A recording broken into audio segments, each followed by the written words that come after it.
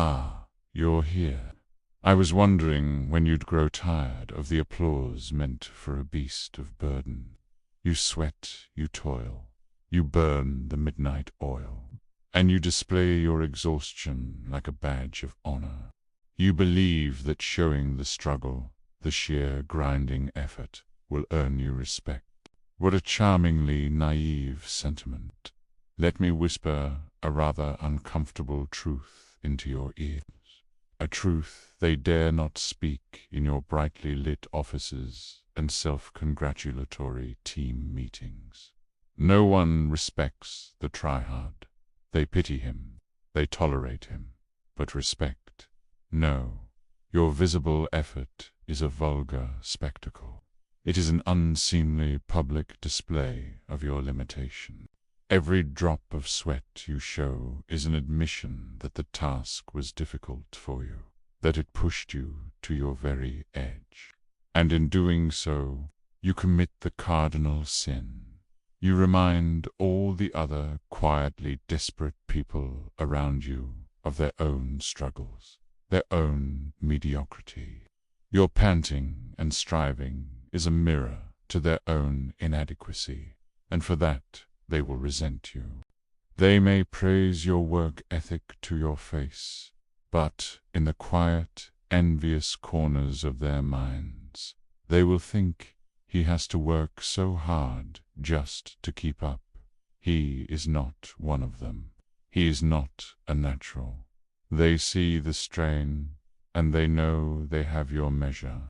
The true masters of power, the silent princes of the world, learned this secret centuries ago in the velvet-draped corridors of Renaissance courts. A Jesuit philosopher, a man who advised kings and cardinals, Baltasar Gracián codified this law with chilling precision. His advice was simple, yet it is the foundation of all ascendancy. Conceal the artifice. Never let them see the scaffolding. All perfection, he taught, must appear to be born, not made.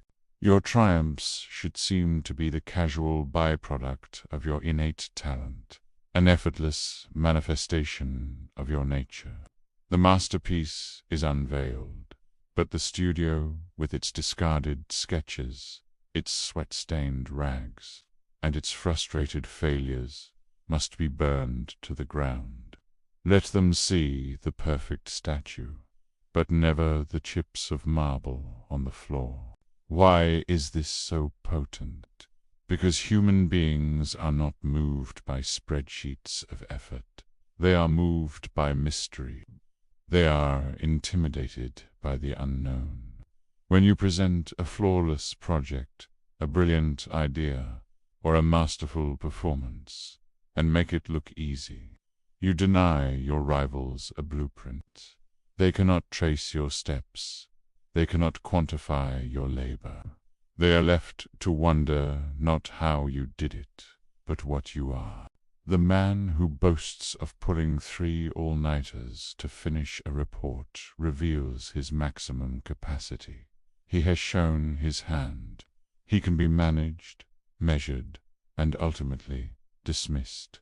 But the man who delivers the same report with a casual air, as if it were a pleasant afternoon's diversion, becomes a terrifying enigma.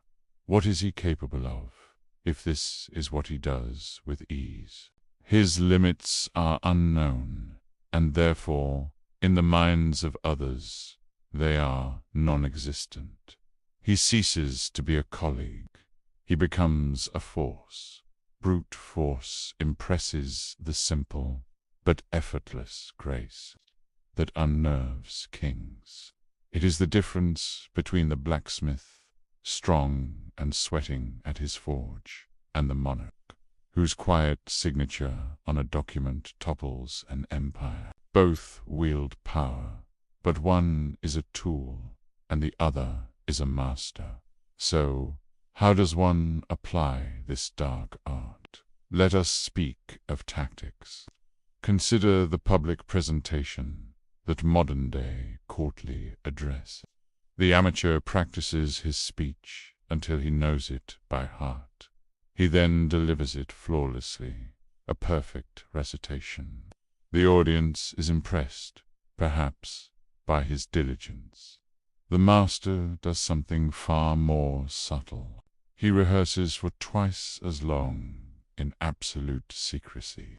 He memorizes not just the words, but the pauses. He scripts the hesitations. He choreographs the moment he appears to lose his train of thought, only to recover it with a flash of supposed inspiration.